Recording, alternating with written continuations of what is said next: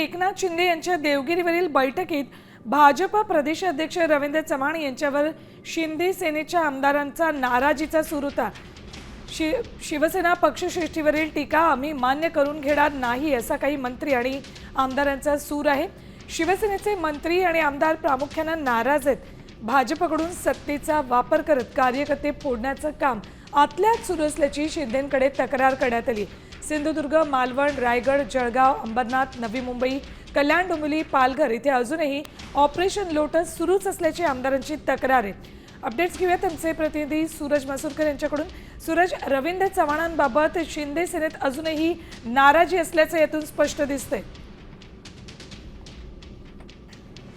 शासकीय निवासस्थानी सर्व शिवसेनेच्या मंत्र्यांची आणि आमदारांची बैठक पार पडली होती। या बैठकीमध्ये आगामी स्थानिक स्वराज्य संस्थेच्या निवडणुकीला घेऊन उपमुख्यमंत्री एकनाथ शिंदे यांनी सर्व मंत्र्यांना आणि आमदारांना मार्गदर्शन केलं। मात्र त्याच बैठकीमध्ये पुन्हा एकदा नाराजीचा सूर जो आहे तो शिवसेनेच्या काही मंत्र्यांनी दाखवलेला आहे। रवींद्र चव्हाण जे आहे त्यांच्यावरती मुख्य म्हणजे सर्व मंत्र्यांनी जी आहे ती नाराजी व्यक्त केलेली आहे।